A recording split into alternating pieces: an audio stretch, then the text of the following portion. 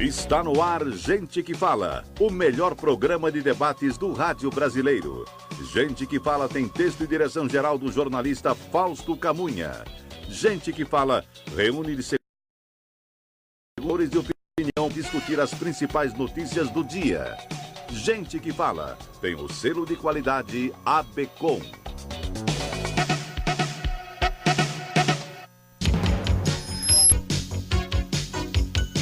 Fala, muito boa tarde, seja bem-vindo, 12h03, eu sou o Mauro Friesman, nós estamos no ar na Rádio Trianon AM 740 de São Paulo e Rádio Universal AM 810 de Santos. Você nos vê aqui pela câmera no estúdio da Rádio Trianon, nas redes sociais, no Instagram e também no Facebook. Eu te convido para curtir as nossas páginas na internet, ouvir os nossos podcasts no Spotify e acessar o nosso blog, é o gentequefala.com.br.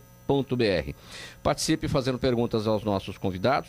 Os telefones 289-3580 e 5052-5555. E eu apresento, a partir de agora, os participantes de hoje desta edição do programa Gente que Fala. Você vê aqui à minha esquerda, Dr. Ivan França, infectologista ligado ao Hospital Alemão Oswaldo Cruz. Seja bem-vindo, Dr. Ivan. Boa tarde a você, aos ouvintes. Estamos aqui para responder algumas questões e esclarecer o público. Também conosco aqui à minha esquerda, Dr. Gabriel Franco, urologista. Ele é coordenador da urologia da rede Prevent Senior. Seja bem-vindo, Dr. Gabriel. Boa tarde, Mauro. Obrigado pelo convite novamente, sempre uma honra. Agora, pulando aqui para a minha direita, o Dr. Edmo Atik Gabriel, cirurgião vascular. Ele é ligado ao Hospital do Coração, também ao Hospital Sírio-Libanês e Hospital Israelita Albert Einstein. Seja bem-vindo, Dr. Edmo. Obrigado, Mauro. Uma alegria muito grande estar de volta ao Gente que Fala e fico feliz de estar em companhia dos colegas Ivan, Gabriel e a minha amiga agora recém-conhecida Sônia Presta. E o Dr. Edmo já apresentou então, portanto, a Sônia Presta, farmacêutica, cantora e apresentadora. Seja bem-vinda mais uma vez ao Gente que Fala. É um prazer para mim, mais uma vez, estar aqui na mesa com esses médicos maravilhosos. Então vamos lá falar de saúde, o nosso primeiro tema, bastante palpitante, muita gente, todo mundo, né, preocupado com isso.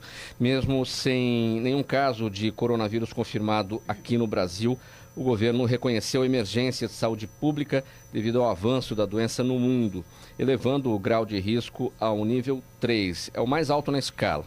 Os últimos dados falam em 491 mortes e mais de 24 pessoas infectadas em quase 30 países. Bom, doutor Ivan, afinal, o que é o coronavírus? Na verdade, não é uma doença nova, é uma doença, é um vírus antigo que teve uma mutação. Isso, Mauro. A gente já conhece o coronavírus há bastante tempo, né? Existem vários tipos. Para você ter uma ideia, circulam como resfriados simples 4 tipos de coronavírus todo ano. Mas existem 2 tipos que a gente conhece, né, que foram mais fatais, que a gente teve então em 2002 o primeiro, depois 2012, que foi justamente o SARS, lá também na China, e depois o MERS, né, lá no Oriente Médio, e que são coronavírus também, e que naquele momento desenvolveram uma capacidade de transmitir entre humanos. Essa é a diferença, porque o coronavírus é considerado uma zoonose, ou seja, é uma doença de animais e que eventualmente contamina, o vírus ganha os humanos, né, e consegue ser transmitido entre humanos. A diferença é essa, esse coronavírus 2019 agora, ele adquiriu a capacidade de ser transmitido entre humanos, e daí a preocupação, porque é um vírus, essa mutação nova a gente não conhecia, por isso que demorou-se para ter exames diagnósticos precisos, e não se tem um tratamento específico, nenhuma vacina específica. O medo é esse, porque ele é uma cepa nova, né, que está circulando. O que teria provocado essa mutação? É possível dizer alguma coisa ou qualquer coisa que for dita é mera especulação antes de resultados mais precisos? Hoje em dia, através de medicina de biologia molecular, você consegue identificar o RNA dos vírus, né? No caso aqui, é um vírus de RNA, você consegue detectar as partes, as proteínas desse RNA, você consegue ver. Então, realmente, se viu que há uma mutação entre o que conhecia e esse novo. Essa mutação é esperada. Quando passa de espécies para outras, essa mutação é esperada. Sônia, é certo que os cientistas, a classe científica está trabalhando para tentar encontrar um remédio ou uma vacina, enfim. Mas tudo isso leva um tempo, é um trabalho muito complicado de ser feito, testes de farmácia, né? Como é que funciona isso? Para você chegar ao resultado de um medicamento, de uma vacina? Enfim, eu acho que tudo depende da urgência da causa. Como nós estamos vivendo agora um momento de urgência, né, até de alerta no nível 3, como você mesmo colocou, obviamente que a indústria farmacêutica se posiciona de uma maneira diferente. Quando a gente vai lançar um medicamento, investem-se milhões, né, até bilhões. Quando me informei eram milhões, agora já são bilhões, né, de dólares, e existe um prazo, porque existem testes clínicos, existe todo um protocolo para se lançar tanto uma vacina quanto qualquer tipo de medicamento. Mas neste caso especificamente, Mauro, como nós estamos vivendo algo muito emergencial, a indústria vai se mobilizar e obviamente que os prazos serão urgentes, né? As pesquisas serão feitas o mais breve possível. Existem alguns testes que não tem como fazer muito rápido, porque a gente tem que esperar a reação, né, de determinados reagentes mesmo, químicos. Então, não tem como fazer uma coisa urgente que depende de um tempo para isso. Mas creio que agora no século XXI, as coisas mudaram bastante e o mais rápido possível será desenvolvida essa vacina. E, com certeza, será investido uma quantidade de dinheiro muito maior. Urgência para qualquer pessoa é uma coisa para daqui a alguns segundos. Isso é urgente. Para a indústria farmacêutica, o que é um prazo urgente?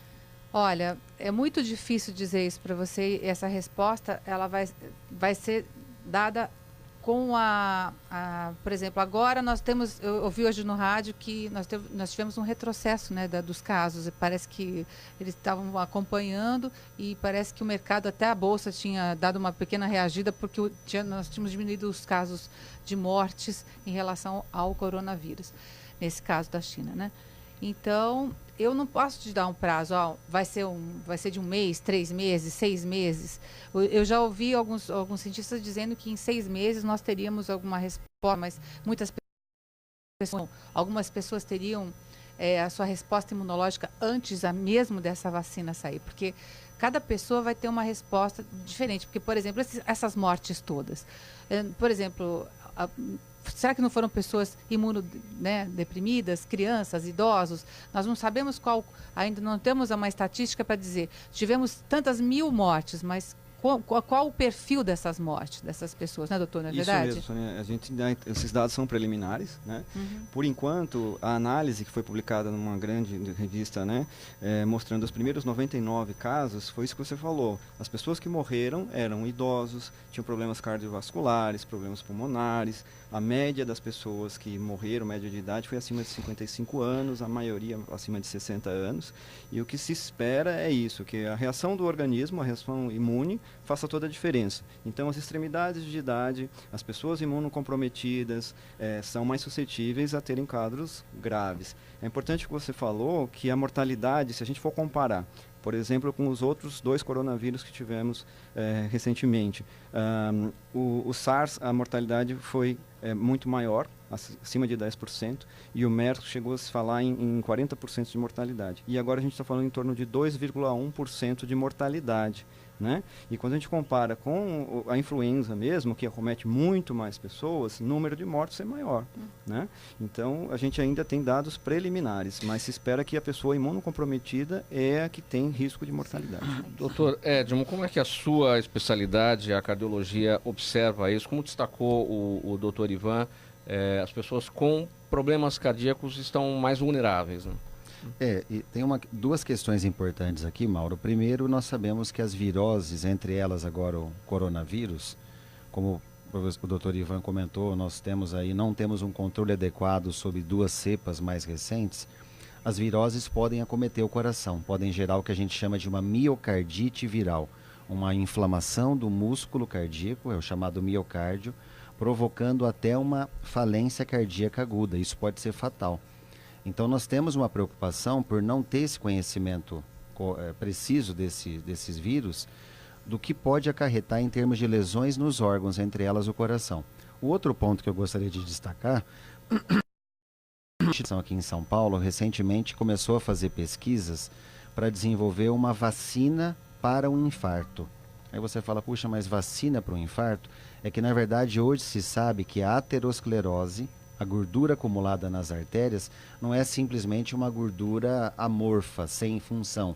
É uma gordura inflamatória que pode ter presença de vírus ou até bactérias dentro dessa gordura. Então, pode-se até postular usar antibiótico para prevenir um infarto ou até uma vacina como se estivesse tratando ou prevenindo uma virose. Então, para você ver o quanto isso se ampliou em termos de dimensão, a relação de virose e risco cardiovascular. Isso é um estudo do Instituto do Coração, do INCOR. Do INCOR. Do Instituto do Coração, exatamente. Não do HCOR.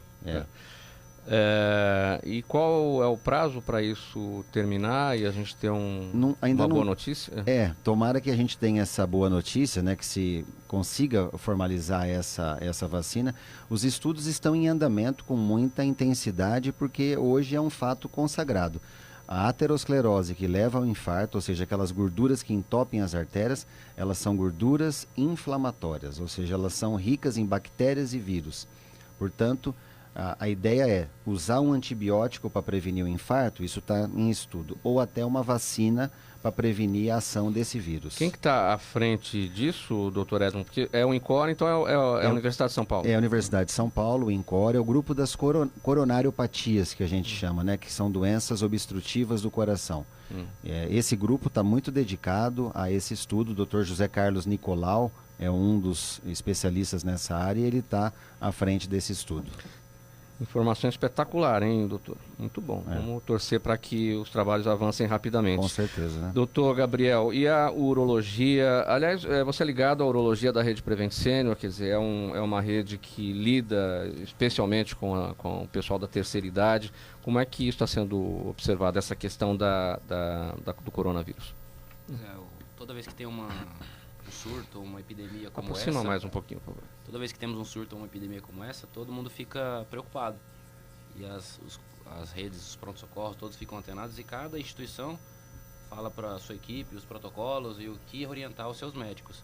Então, um grande alerta, porque a população fica muito preocupada, porque as notícias às vezes são assustadoras. Então o pessoal agora com qualquer gripezinha, qualquer febrinha, acha que está com coronavírus e não faz o menor sentido. Então um dos grandes motivos até do doutor estar aqui, doutor Ivan, eu acho que é importante acalmar a população sobre isso, porque está lá na China, ainda não tem nenhum caso no Brasil, os casos suspeitos são somente pacientes que vieram de países com infecções ou que tiveram contato próximo.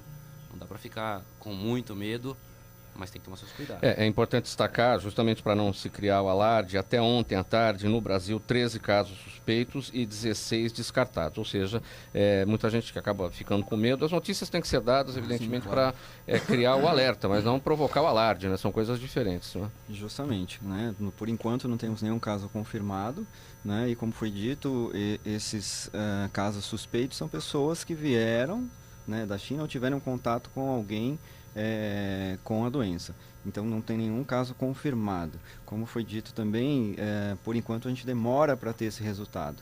Então a primeira atitude é tentar excluir as outras viroses respiratórias, né? Se você consegue ter outra virose respiratória envolvida no caso, praticamente você descarta, porque a co-infecção é rara. Você ter duas infecções virais respiratórias juntas pode acontecer, mas é raro. Então, a primeira coisa que a gente consegue fazer nessa triagem é tentar afastar outras viroses respiratórias através de exames mais simples e que a gente tem um resultado mais rápido. E depois, o exame específico demora, porque hoje em dia a gente tem dois tipos de exames, né? Um que é o metagenômico, que vai procurar o pedaço ali, como a gente falou, né? Vai procurar o RNA do vírus, e a gente agora tem um PCR específico para esse novo coronavírus, mas o resultado ainda demora, né? Então, enquanto isso, essas pessoas têm que ficar realmente em isolamento, seja em casa ou no hospital, até que se afaste. Agora, aqueles cuidados básicos recomendados, álcool gel, sempre lavar bem as mãos, evitar aglomerações, tem coisa que não é possível, né? Você vai entrar no transporte público. Sim. Agora vem carnaval, enfim, os blocos aí pelas ruas, enfim, as pessoas aglomeradas. Isso mesmo. Como a gente disse, as outras viroses respiratórias também podem ter quadros graves, né? E a própria influenza, a gripe, né? Quando você tem aglomerações de pessoas, né? Locais fechados, ela transmite muito rápido. Então, assim, esse se sabe que consegue infectar mais ou menos uma pessoa transmite mais ou menos para 4 pessoas, enquanto que a gripe influenza transmite muito mais. Então, o que a gente precisa? Esses cuidados básicos o tempo todo. A pessoa que vai, a gente chama de etiqueta da tosse, né? Vai tossir ou vai espirrar, colocar o cotovelo, né? Aqui na frente do rosto para não expelir em cima de todo mundo, ou usar um lenço descartável, descartar, higienizar as mãos logo após, e nós também higienizarmos a mão com frequência, com álcool gel ou com água e sabão. É a principal ação que a gente vai fazer para evitar a dispersão deste vírus também. O que indica para a classe médica o fato desses vírus, SARS, MERS nos anos anteriores, e agora o coronavírus, virem da Ásia? Não, o que se tem, por exemplo, a população muito numerosa lá, e especificamente esses aí foram zoonoses também, né? Então, contato com animais, muito próximo com animais. No caso da MERS, veio do camelo, né? Então, por isso, a região mais acometida, sei lá, quando a gente tem gripe aviária também, tem os locais da onde a gente tem maior contato e que aparecem primeiro. Mas não existe uma coisa específica que diga onde vai surgir a próxima epidemia ou o próximo surto. Muito bem, vamos seguir aqui com outro tema de saúde. Olha, minha gente, é comum que todos nós tenhamos algum desmaio causado por diferentes motivos ao longo da vida. Porém, há pessoas que enfrentam esse problema com uma frequência maior do que o normal. Em alguns casos, isso pode ser indício de problemas cardiovasculares. Segundo especialistas, cerca de 3% dos jovens e 7% dos idosos sofrem síncopes sucessivas provocadas por doenças cardíacas, que muitas vezes não são diagnosticadas. Doutor Edmo, a impressão ou não? Quando a gente fala em desmaio, dá a ideia de que pode ser um problema neurológico inicialmente. E aqui a gente está falando de problema cardíaco. Exatamente, Mauro. Quando o paciente apresenta essa queixa no consultório, a gente tem que trabalhar com duas vertentes, a vertente neurológica e a vertente cardiovascular. Mas antes disso, eu gostaria de ressaltar que muitas vezes passa desapercebido no consultório, porque a pessoa traz uma história tão rica de sintomas e em algum momento esse detalhe dela citar essa palavra desmaio pode ser que passe desapercebido a ponto de ter a mesma importância que um outro sintoma e não poderia sê-lo. Porque quando a pessoa diz eu desmaiei, ou eu tive síncope é o termo técnico, né? Mas quando ela diz que desmaiou, o médico deveria parar e questionar, mas a senhora desmaiou como? A senhora realmente perdeu a consciência? O senhor perdeu a consciência? Alguém testemunhou esse episódio? Então, se eu ouço isso no consultório e existe algum acompanhante na hora, confusão. Tamanha a importância clínica dessa informação. Porque a pessoa perder a consciência e desmaiar, isso significa um baixo fluxo cerebral, que pode ser de causa neurológica ou cardiovascular, pode ser um câncer cerebral, que comprimiu alguma estrutura momentaneamente e ela perdeu a consciência, pode ser um problema metabólico, ela não se alimentou adequadamente, uma hipoglicemia, por exemplo, então pode ser uma arritmia cardíaca. Então isso tem um significado clínico tão proeminente que o médico tem que parar e realmente questionar. Sendo confirmada a informação, aí você tem que abrir nessa discussão com o paciente as possibilidades. Como é que ela estava naquele momento? Ela estava bem alimentada, bem hidratada, ela tinha dormido bem, ela passou algum estresse naquele momento, às vezes o estresse induziu uma arritmia, ela tem histórico prévio cardiovascular ou neurológico, tem histórico na família, quer dizer, esse trabalho de perguntas é fundamental, mais do que o exame complementar que vai ser pedido. E aí, na sequência, sim, você tem que fazer, no caso, o exame cardiovascular, eu vou pedir um exame, por exemplo, das artérias carótidas, que são artérias que nutrem o nosso cérebro, elas comunicam o coração com o cérebro, eu preciso saber se existe alguma obstrução, eu preciso fazer um exame de arritmia para saber se existe alguma suspeita, algum indício de arritmia cardíaca, e o neurologista também certamente vai pesquisar alguma lesão cerebral, alguma anomalia cerebral que também possa estar contribuindo. Sônia, a indústria farmacêutica tem produtos para lidar com isso? Pois é, nós estamos diretamente ligados aos diagnósticos dos médicos, né, Mauro? Porque, como o doutor mesmo falou, por exemplo, num caso desse, se a pessoa tem um problema que é cardiológico, ele vai tomar uma determinada medicação. Se é neurológico, é uma outra medicação. E às vezes são medicações que a gente dá em conjunto para ver o que pode ser. Eu acho que o maior problema é diagnosticar, em alguns casos a pessoa passa uma vida inteira sem saber o que teve, né, doutor? Porque ela pode ter quadros isolados, desmaios que não são...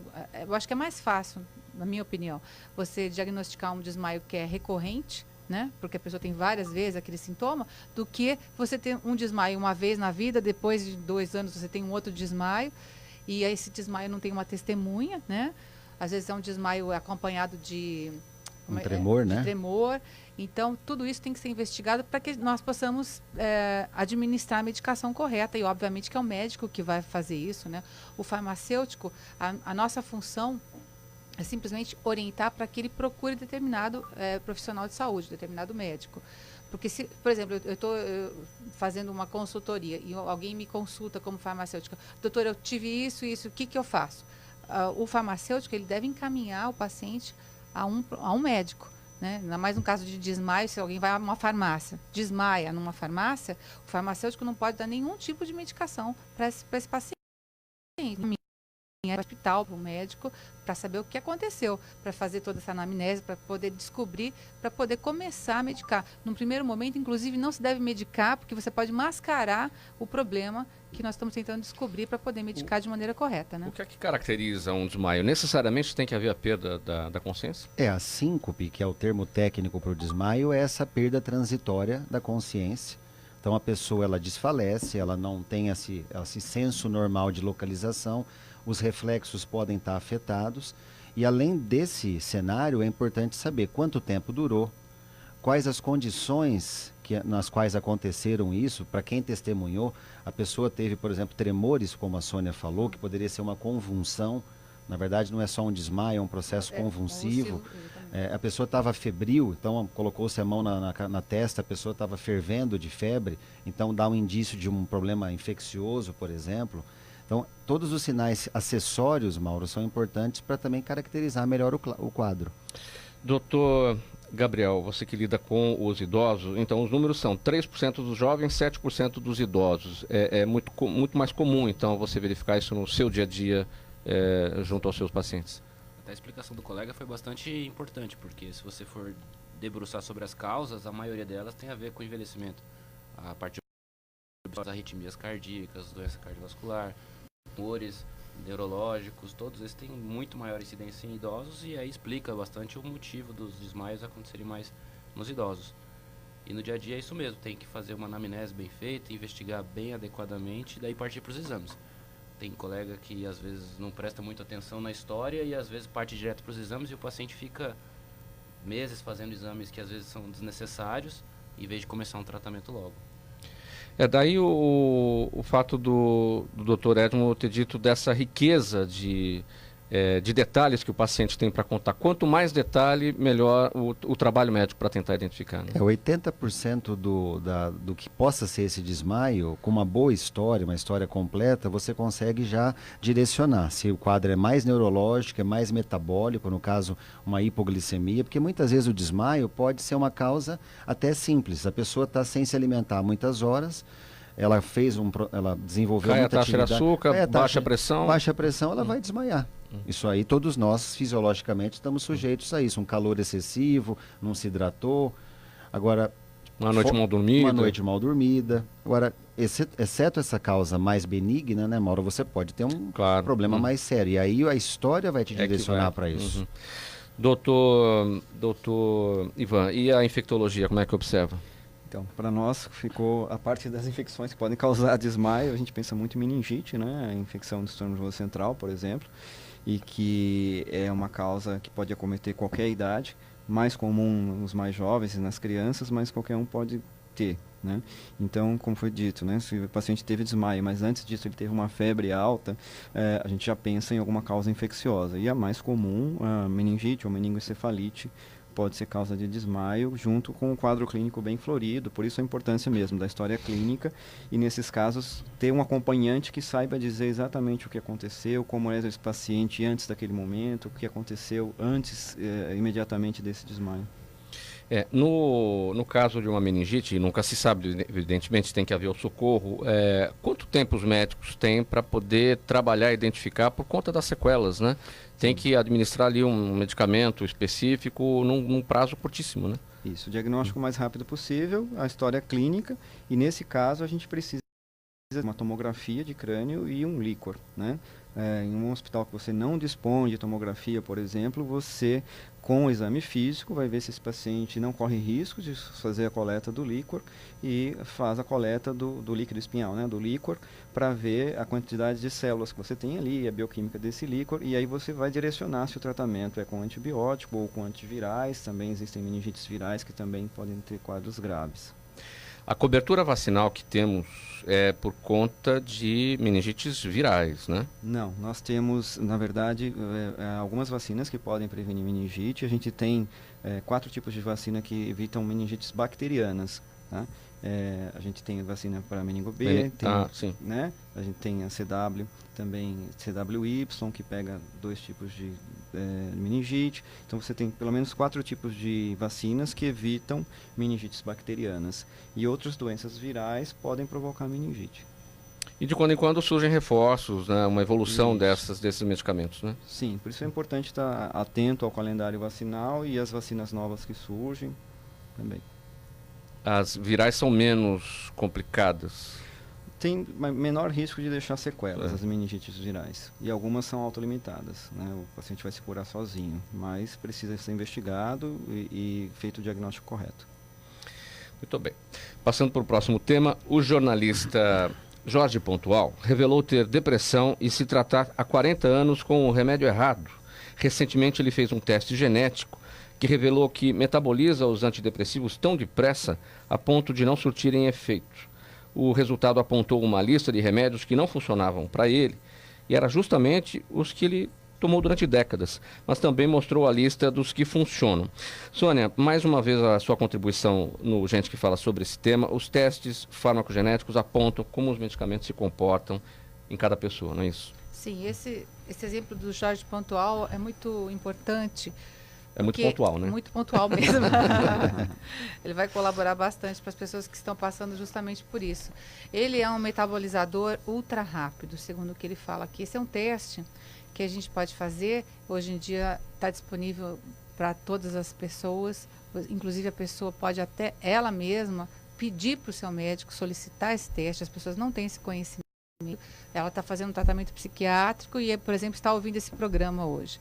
Então ela vai num psiquiatra dela e fala: doutor, eu não estou bem com a minha medicação há tanto tempo, isso, já vem, né? Vamos tentar um teste farmacogenético. Todo mundo tem esse acesso hoje em dia. Um teste que a partir de R$1.500, R$2.000, a população já tem acesso. Antes eram testes muito caros, né? Hoje, através dos testes da CIP e dos polimorfismos de CIP, nós conseguimos analisar, e também da CONT, que é uma outra enzima, através do metabolismo e da genética da pessoa, como ela reage aos fármacos psiquiátricos. Então, a gente faz um teste, faz uma coleta através de saliva, né? A swab bucal que a gente faz, hoje em dia é rápido. Em uma semana, esse teste fica pronto e a pessoa pode detectar exatamente o que o Jorge Pontual detectou. Se ele é um metabolizador ultra rápido, o que vai acontecer? Nesse teste aparece luz verde, luz vermelha, luz amarela para determinados medicamentos. E ele, no caso, estava tomando justo os da luz vermelha a vida toda. Então, para ele, estava sofrendo muito com os efeitos colaterais desses remédios. Ou não estava tendo ação, realmente, né, do remédio. É como se fosse um ralinho, né? O remédio vai passar. Se ele for ultra rápido, vai embora e não dá nem tempo de ter nenhum susto na corrente sanguínea. Aí, a medicação já tem uma qualidade de vida. Então, a genética, ela vem para poder, em mais ou menos 80%, é uma ferramenta que os médicos têm acesso hoje em dia e ajuda, claro, 80% saber se você pode tomar um remédio. Desculpa. É um fator bastante importante, porque os outros 20% são meio ambiente, né, comportamento, uma série de outros fatores sociais que a pessoa tem em relação à medicação, né? Esses são testes, como já falei, que todo mundo pode fazer. Os farmacogenéticos, eles devem ser feitos por crianças também. Hoje em dia, os farmacogenéticos, não só para depressão, hoje nós utilizamos farmacogenéticos para doenças preditivas, como autismo, como doenças bipolares, Alzheimer. Todas essas doenças podem ser detectadas através da genética. E um teste que pode ser bem cedo. A pessoa ter uma tendência a ter desenvolver um Alzheimer na velhice, né? Lá para os seus 80 anos, e às vezes por não fazer um teste, ela pode desenvolver mais cedo, né? Porque não existe todo um comportamento de vida que pode melhorar a qualidade de vida das pessoas. Então, os testes farmacogenéticos são uma realidade hoje em dia, Mauro. Ainda sem cobertura pelos planos de saúde. Pois é, eu já ouvi... não no sei, SUS, então, nem pensar. Eu acho que, acho que o doutor... desculpa, Gabriel. É o que vai mais saber se a Prevent está dando um tipo de cobertura para esse, porque eu já vi falar que alguns planos de saúde até já viriam cobrindo uma parte desses testes farmacogenéticos. Não sei se isso procede. O que eu tenho no meu conhecimento é que ainda não faz parte do hall de procedimentos da ANS, então a maioria dos convênios não tem cobertura. Eventualmente, algum outro convênio talvez de perfil um pouco mais elevado possa dar reembolso parcial do exame e tal, mas... cobertura obrigatória, eu sei que não. Mas eu creio, viu, doutor, que em breve, isso, em poucos anos, né? Os médicos, de uma maneira geral, vai fazer parte do protocolo, né? A pessoa, hoje em dia, o teste farmacogenético, por exemplo, para os psiquiatras, ele é uma ferramenta pós-consulta, pós-tratamento. No último caso, ainda as pessoas estão pedindo farmacogenético. Creio que o paciente sofre muito ainda para conseguir atingir, ter a solicitação do teste farmacogenético. Mas em breve as pessoas vão chegar numa consulta psiquiátrica e uma das solicitações será o teste farmacogenético, né, e outros exames, né, num primeiro momento, para que se direcione esse paciente para a luz verde, né, para que se minimizem as possibilidades de efeitos colaterais das medicações. Para que a pessoa, né, vai se submeter a um remédio que já sabe que ele não é compatível geneticamente, né? Eu acho que é muito importante a gente ter essa ferramenta. O teste farmacogenético, Sônia, ele alivia aquela carga de preocupação em relação a... Você pega um remédio, você nunca tomou, você pega a bula, mesmo que com a receita médica e tudo, mas você vai lá olhar, tem efeitos colaterais, sim, você não pode ter isso, não pode ter aquilo, pode acontecer isso, pode acontecer aquilo. Protocolo, né? Tudo isso tem que estar presente, sim, lá. Sim. E às vezes a pessoa fala, não vou tomar esse remédio só de ler a bula. Exatamente. O teste farmacogenético traz uma tranquilidade em relação a isso? Então, ele traz não 100%, porque os efeitos colaterais não dependem exclusivamente da genética da pessoa. Como eu já falei, a genética vai te dar 80% de garantia que você é um metabolizador ultra rápido, aquela garantia você tem. Mas, dentre a gama de medicamentos que nós temos, você tem, por exemplo, luz verde para vários medicamentos. Dentre esses medicamentos, existe um que pode ter um efeito colateral que não está ligado à sua genética, né? Você pode desenvolver uma enxaqueca, pode desenvolver alguma coisa. Enfim, o efeito colateral não é 100% genético. Mas, obviamente, que com o teste farmacogenético, os efeitos que são benéficos ao paciente, você tem 80% do benefício do remédio para você. E evita todo aquele malefício, vamos dizer, se você é um metabolizador ultra rápido para aquela droga geneticamente detectada. Então, é importante, sim, você ter essa ferramenta. Como no caso do Jorge Pontual, que tomou a vida inteira uma medicação que estava com luz vermelha. Com certeza, ele não teve os resultados medicação para depressão. Então ele vem sofrendo com isso há muitos anos. Faz terapia, faz outras coisas que provavelmente amenizaram a depressão dele, e o que não amenizou foi justamente a medicação, entendeu? Então, se ele tivesse feito um teste farmacogenético no começo, teria amenizado. E os testes farmacogenéticos não são só para doenças psiquiátricas. Nós temos doenças cardiológicas, nós temos doenças ligadas à alimentação, como o caso do metilfolato, que é um teste feito rapidamente, você faz para o suave, em uma semana você tem, sabendo se você tem uma deficiência em transformar o ácido fólico em metilfolato, geneticamente, às vezes você se alimenta, consome vitamina B e não tem o resultado positivo para uma série de neurotransmissores que dependem do ácido fólico, que é presente na alimentação. Então você tem que suprir com o metilfolato, que já vem transformado. Como é que eu sei isso? Através da genética. A pessoa às vezes sofre uma vida toda por uma simples, uma enzima que não está sendo metabolizada geneticamente. E sofre de depressão, de uma série de fatores ligados aos neurotransmissores. Então, os médicos, com essas ferramentas nas mãos, podem sim ajudar muito mais as pessoas hoje em dia com a genética. Pode falar, doutor. Eu queria só complementar o que a Sônia falou, eu até comentei com ela antes da gente começar. Eu fiz um curso ano passado, no final do ano, no Rio de Janeiro, sobre testes farmacogenéticos aplicados à área de obesidade e cardiovascular. E um dado interessante foi que houve o testemunho de um colega médico, mineiro inclusive, e ele dizia o seguinte: a minha família toda é de pessoas obesas. Todos precisaram da cirurgia bariátrica. Todos tiveram complicações relacionadas à obesidade, hipertensão, diabetes, problema articular, tudo. Quando ele se aproximou desse conhecimento de testes farmacogenéticos, ele disse o seguinte: tinha o hábito de fazer muito exercício físico e restringir carboidrato, que é uma dieta muito comum. Então você aumenta a proteína e diminui carboidrato. Só que a perda dele era mínima. E ele dizia: olha, eu pagava todo tipo de exercício, de academia, todas as modalidades e nada, eu não conseguia ter esse rendimento. Estava me aproximando a uma bariátrica também, como os meus irmãos. Quando ele fez o teste, ele percebeu que a genética dele era o contrário. Ele deveria comer mais carboidrato, porque ele era um metabolizador ultra, como a Sônia falou. Então ele poderia comer carboidrato de boa qualidade, até em maior quantidade, que ele não agregaria peso. E as proteínas que ele estava comendo, achando que era o caminho, ele não tinha boa capacidade metabólica. Quando ele inverteu, associada à dieta, ao exercício físico, perdão, quer dizer, ele começou a comer mais carboidrato de boa qualidade. Não comeu tanto churrasco, tanta proteína, e fez a atividade física, ele mostrou até a foto, o sobrepeso e o peso naquele momento dele. Ele perdeu quase 30 quilos em 1 ano e meio de trabalho disciplinado. Então, isso para mim é uma revolução para a cardiologia. Isso mostra que às vezes a gente no consultório, até disse para ele isso no curso, às vezes a gente está tratando empiricamente, porque você segue uma linha padrão para todo mundo. Então, por exemplo, olha, vou colocar aqui, jejum intermitente é bom. Então vamos recomendar para a maioria. Dieta restritiva de carboidrato é bom. Estatinas para colesterol é bom. Só que isso é uma norma para todo mundo, mas todos estão na mesma situação? Não estão. Nesse raciocínio, quer dizer, doutor Ivan, o teste farmacogenético traz uma medicina personalizada. Isso, que é cada vez onde caminha mais a medicina para isso, né? Uma medicina personalizada, cada pessoa, cada indivíduo responde diferentemente aos medicamentos, então, para tudo, né? E sai, apesar do exame hoje ainda ser um pouco caro, é mais barato você tratar corretamente do que passar anos tratando de maneira errada, vai ter um custo muito maior ou para aquela pessoa, ou para o plano de saúde, ou até para a saúde pública. Sim. Do que você tratar corretamente. Então, cada vez mais se caminha para a medicina personalizada. Cada pessoa vai lidar com a medicação de uma maneira diferente. Doutor Gabriel, alguma experiência que você tenha vivido?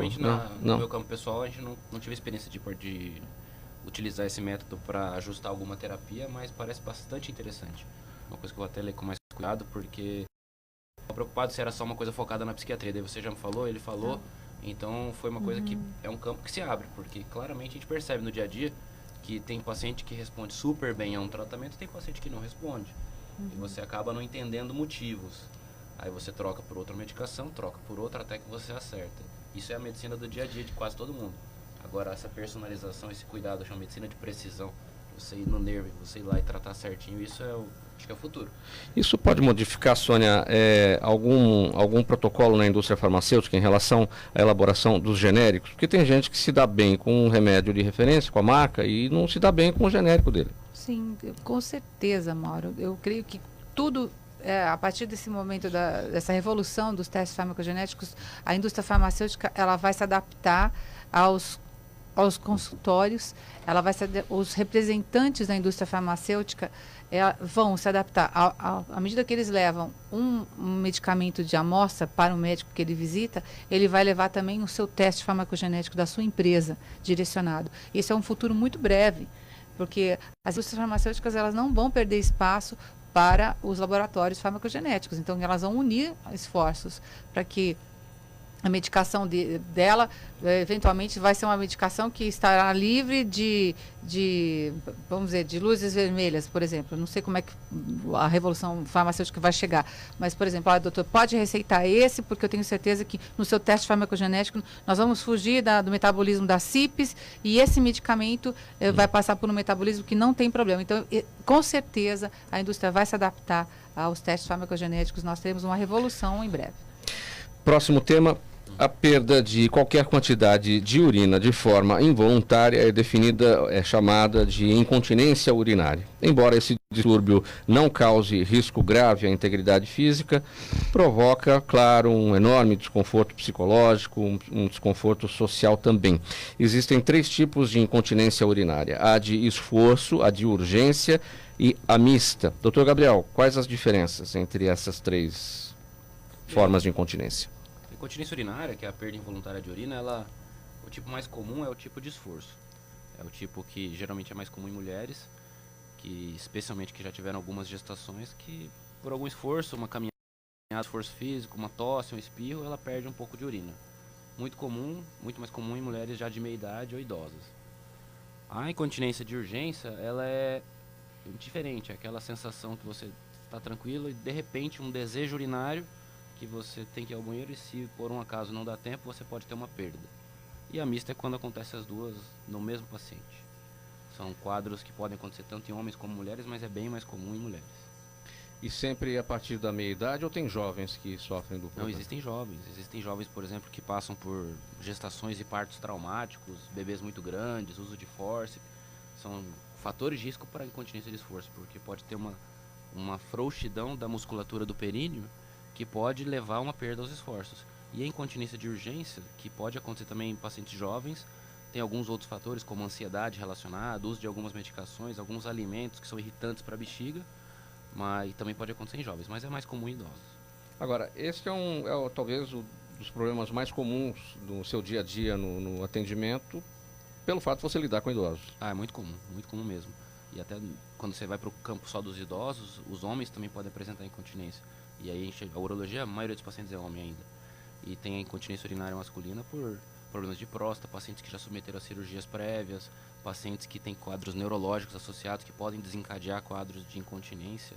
Então vai se tornando mais comum com o envelhecimento mesmo. Existe a fisioterapia uroginecológica, é um trabalho interessante para o tratamento, né? A gente trabalha com elas em parceria, é uma coisa, a gente considera a primeira linha de tratamento, antes de pensar em cirurgia, até mesmo antes de entrar com medicamentos, a gente usa a fisioterapia, quando bem realizada, os resultados são ótimos, poupando pacientes de intervenções cirúrgicas que podem ser traumáticas às vezes. Mas Sônia, tem a indústria farmacêutica também medicamentos para lidar, né? Sim, além de medicamentos, Mauro, a gente tem agora algumas sondas que a pessoa mesmo coloca a sua sonda e ela faz. Porque existem, como o doutor falou, em casos extremos, né? Estou falando quando não tem mais jeito, a pessoa vai ter que usar a sonda, né? No caso que já tentou tudo, é uma bexiga, no caso, existem vários formatos da bexiga e ela vai ter que usar. E existem sondas que são fáceis de se auto-manipular. A pessoa pode colocar, ela é descartável na bolsa, leva, usou, deixa umas 2 ou 3 para fazer a eliminação da urina durante o dia e pode ter uma vida normal. Aí as pessoas não precisam mais até usar tem pessoas que precisam usar até as sondas direto, né, com aquela bolsa que tinha do lado e tal. Então hoje em dia não tem esse problema. Mas em termos de medicação para incontinência, eu creio que quando existem já esses quadros, acho que não tem mais como medicar, né, doutora? A gente faz já o tratamento físico mesmo, né? A incontinência de esforço, ela é muito física mesmo. Então, não tem jeito, a fisioterapia, primeira linha, se não responde bem, acaba indo para uma pequena cirurgia. Já a incontinência de urgência, que tem a ver muito com o funcionamento da bexiga, é uma bexiga muito sensível, muito irritada, ela tem essa urgência miccional antes dela estar completamente cheia. Essa tem bastante medicamentos até modernos, que vão sendo... A indústria farmacêutica tem bastante opções nesse ramo, da incontinência de urgência especificamente. Desculpa, só interrompendo, porque o problema mais sério é que acaba dando uma infecção, né, doutor? Se a pessoa começa a não esvaziar direito, o problema mais sério é esse, né? A infecção urinária pelo residual, né? Pelo residual, né? A infecção de urina, ela é uma das complicações do paciente com incontinência. Tem paciente que tem incontinência, mas não tem tanta retenção. Mas tem paciente que tem os 2 quadros associados. E a infecção de urina é um dos fatores de risco, até pelo uso constante de absorventes. As pacientes têm mais incidência, é mais um incômodo na vida delas, aliás. Agora, o residual não significa... ou melhor, a de urgência não significa que tem a urina residual. Não. Ela não ficou cheia, a bexiga, mesmo assim a pessoa fica com urgência de ir ao banheiro. Uma bexiga normal, ela vai enchendo calmamente, quando ela está mais ou menos cheia, ela avisa você, Você se programa e vai ao banheiro quando você pode. Por exemplo, a gente está aqui numa entrevista, a gente tem vontade, mas a gente não está com uma urgência, a gente espera. Um paciente que tem essa bexiga hiperativa, essa urgência miccional, a bexiga, antes dela estar completamente cheia, ela começa a se contrair. O problema é esse, ela não avisa que está cheia, ela já contrai. Aí é uma luta, é a bexiga querendo esvaziar e sua musculatura querendo segurar.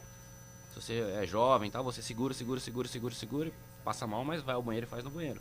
Se você já tem mais idade, já teve filho, sua musculatura às vezes está um pouco mais fraca. E essa bexiga ganha a luta e acaba perdendo um pouco de luta. Qual é a relação, doutor Gabriel, entre incontinência urinária e disfunção erétil?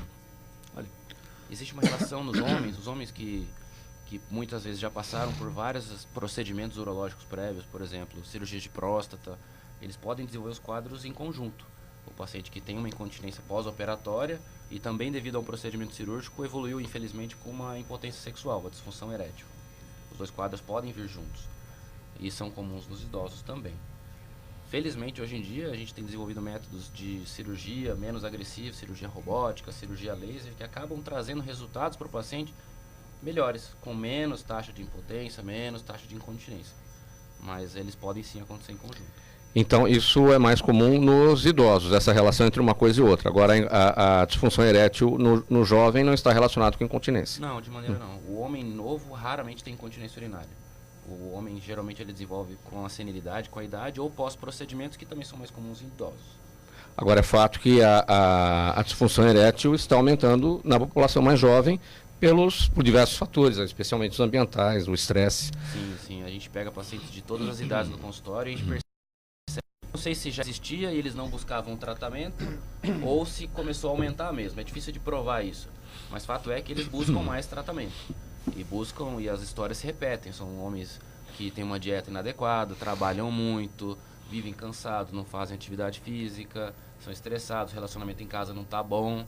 Então, esse é o perfil do paciente jovem com uma disfunção erétil. E aí não é tão difícil de resolver. Só que o paciente tem que se dedicar, ele tem que mudar alguns hábitos, voltar a fazer atividade física, voltar a tratar melhor a esposa. Então são vários fatores, que vão levar ele a ter um final da frase que ela... Não, mas o paciente que busca tratamento, mas na verdade a esposa não está legal com ele, então não adianta. Tá. Agora psicológica, tem que melhorar tudo, a gente tem que abordar todas essas áreas, porque não é só físico o problema. Num senhor de 70 anos que teve 2 cirurgias de próstata na vida e tal, pode ser físico o problema. Num rapaz de 32 anos que não tem absolutamente nada, só tem essas características que eu falei, podem ser fatores psicológicos, que aliás é a principal causa nessa idade. Agora, a disfunção erétil do homem está para a falta de libido da mulher. Também é um tratamento com urologista. Sim. Na verdade, o ginecologista trabalha junto com a gente também. A mulher que é jovem, que tem alterações de libido, também tem muitos fatores psicossociais que podem estar envolvidos, o mesmo que o homem. A mulher que está acima do peso, que não faz atividade física, que está cansada, tem filho para cuidar, trabalha, o marido não trata ela bem, ela perde libido. Ela não tem vontade de ter relações com esse homem. Agora, existem problemas orgânicos que podem levar a isso, quedas hormonais. Boleto chegando acaba com a libido? Olha, dependendo do valor, né, Mauro? Dependendo do juros, sim. Mas assim, a princípio, existem problemas sim orgânicos que o médico é obrigado a descartar, problemas hormonais, transição para menopausa, e às vezes são necessárias reposições hormonais, tanto em homens como mulheres. É um dos problemas que pode acontecer nos pacientes mais jovens um pouco. E uma das grandes revoluções ao longo dos últimos anos é medicamentos para o tratamento da disfunção erétil, mas aí tem que ter um acompanhamento do cardiologista. Sim, pega um paciente nessa faixa etária, 70, 60 anos, que a gente tem intenção de tratar, a gente sempre dá uma investigada com mais carinho na questão cardiovascular, porque infelizmente os problemas cardiovasculares às vezes podem limitar a utilização Aproxima um pouquinho, doutor. Às vezes o problema cardiovascular pode limitar um pouco a utilização dos medicamentos. Quem pode e quem não pode tomar remédio, doutor? Essa é uma pergunta interessante, porque nós temos casos de homens que se automedicam com estimulantes sexuais, uma vez que eles têm problema de potência, e há vários relatos de infarto fulminante durante a relação sexual. Puxa. Porque ele usa inadequadamente a medicação e vai fazer o esforço durante a relação. E às vezes, casos de arritmia, crise hipertensiva ou até de morte por infarto fulminante. Então, para usar essa medicação, tem que ter um acompanhamento cardiológico. Muitas vezes essas pessoas que já têm comorbidades cardíacas, são hipertensas, têm arritmia, elas já tomam outras medicações, com as quais o estimulante sexual não poderia ser usado em conjunto. Então, precisa fazer essa análise muito meticulosa, evitar a automedicação, evitar os modismos, né? Ah, surgiu aí uma erva que é afrodisíaca, parece que ela não tem efeito nenhum, eu vou usar, não tem problema. Então, isso é muito comum. A informação hoje permite essa automedicação, a riqueza de informação. Então, a orientação é procurar o urologista em conjunto com o cardio e prevenir, porque não são poucos os casos de morte durante a relação sexual, morte cardiovascular. Sônia, o que a indústria farmacêutica tem a dizer sobre as coisas caseiras? O doutor Edmo acabou de falar, não entre nessa de soluções caseiras.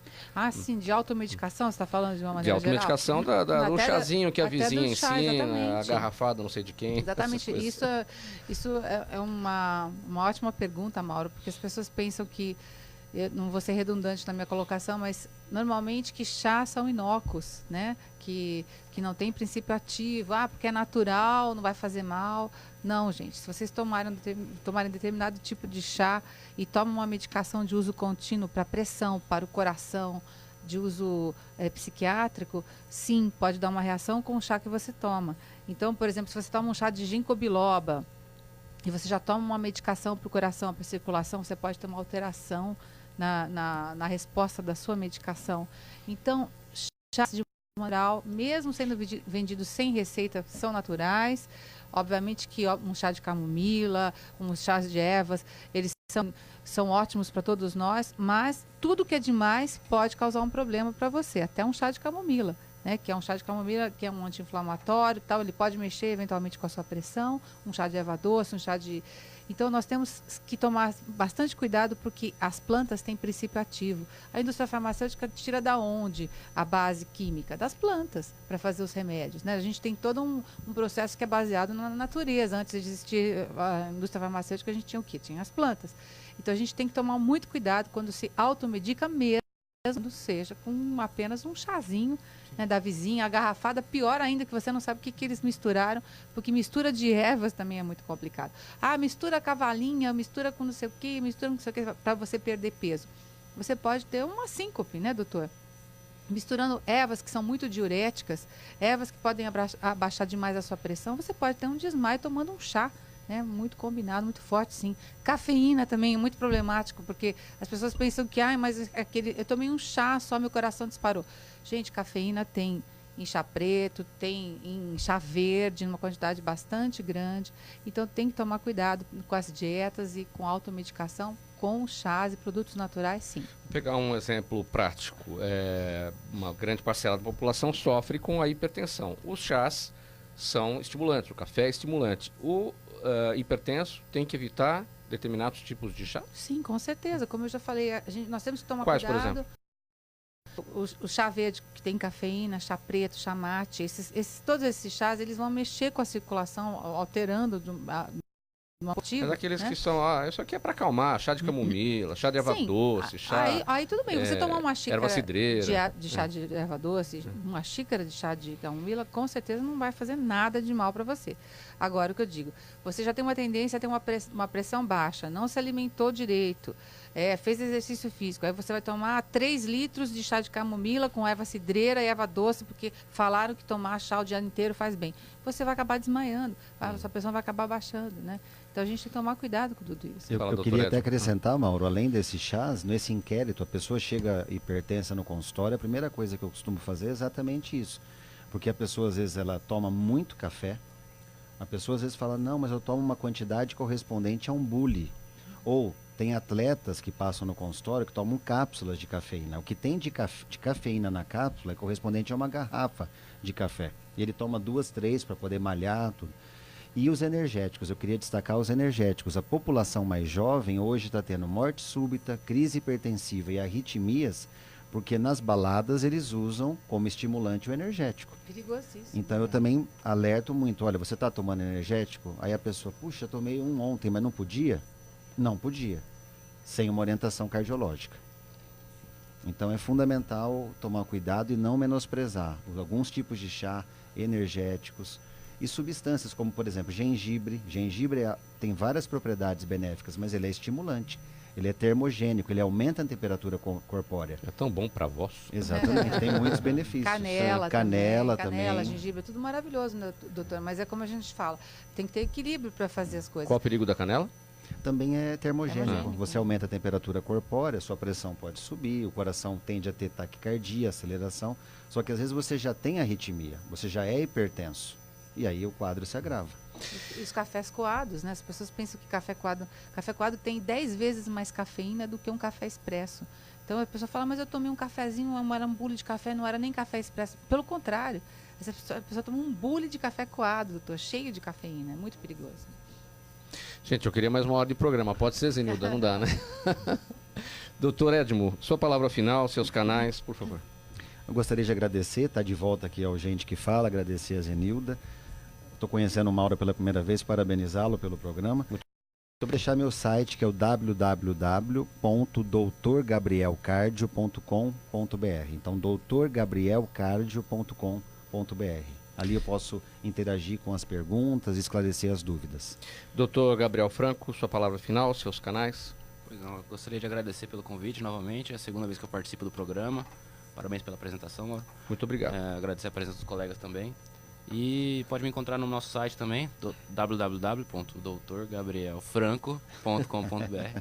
É parecido, tá? A gente consegue lá, tem canais, tem os links para o Instagram, para Facebook, para YouTube, e a gente consegue comunicar com todo mundo.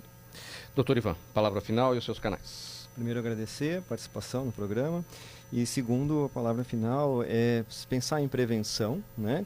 E outra coisa muito importante é não espalhar fake news.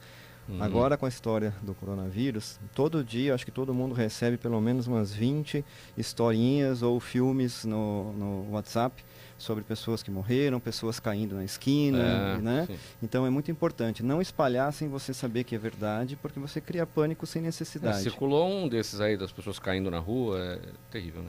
Pois é, e é aquilo que a gente falou, faz bolsa cair, né? É uma coisa que, além do pânico geral faz tudo com a trabalho, saúde, muda tudo. Então, não se espalhar fake news e a prevenção, como você falou, lavar as mãos corretamente, não se expor sem necessidade, né? E quem for tossir, espirrar, se proteger. Nosso contato é no Hospital Oswaldo Cruz.